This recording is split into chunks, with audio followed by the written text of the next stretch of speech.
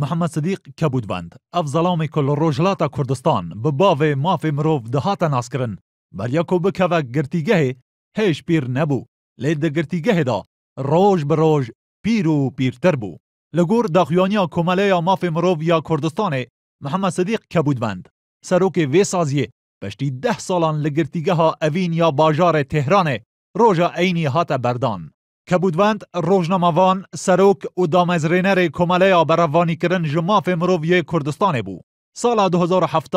به تهمت حولدان جبوی تکدان آسایش نتوی جو عالی حکومت ایران و هات گرتن و 10 سال و 6 هیو جزا بودا هات برین. اوه جبلی ویکه کن ناوری به تهمت انخبات لدیجی کمارا اسلامیا ایران و پیوندی کرن به کوفی عنان سکرتر گشتی یه ویدم نتوین هف گرتی و هف پیوین دگل مدیوین جیهان هاتبو گرتن. هفدم ده داخویانیا کماله ماف مرووا کردستان ده هاتیه لگوری ماده 134 یاسای جزای نو یا ایران تن حکم 10 سال جزای گرتن یا ناوری هاتیه برچاف گرتن و حکم 6 ماه گرتنا ناوری جی نه هاتیه جیبجی کرن و تن بدانا بارمته هاتیه بردان کبودوند دما 10 سالین گرتنه دا چند جارکان دست به گروا برچیبونه کربو به تایبتی جبر ریگرتن جهف دیتنا زاروکا خویا نخوش دست به 59 روز گرف گرت و جارک دنجی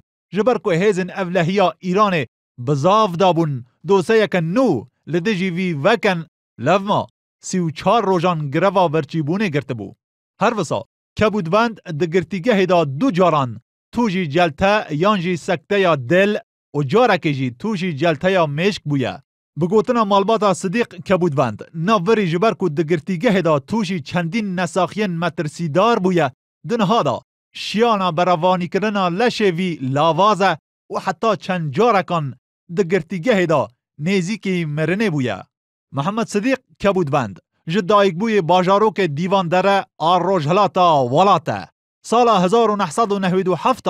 دگل چند نویسکار و روشنبیر لتهران پایتخت رخراوا یکتی جبوی دموکراسی دامزراند لپشتی ترورا سروک وی رخراوه پرانیا اندامن وی سازیه بر بلاوون. کبودوند پاشانه بو سر نویسکار و خودان امتیاز روزنامه یا پیام مردم او روزنامه یا که به دنگ بهیز و نترس روجهلاتا کردستان دهاتا ناسکرن جبرکو یک کم جار بو روزنامه یک دناف ایران دا و به اشکره بحثا دوزا کردن روجهلات دکر لی اف روزنامه جی پشتی بلاوونا 12 هجماره جو عالی حکومت ایران و هاتا دایخستن. کبودوند پاشانه ده سال 2005 دا کماله ماف مروو یا کردستان دامزراند وی سازیه جو عالیه که بزاف دا بریکا سمینار و جوینان ولاتین روجهلاتا کردستان ماف خون ناس بکن و جو عالی دن و ولات و رخراون بیانی جبن پیکرین ماف مروو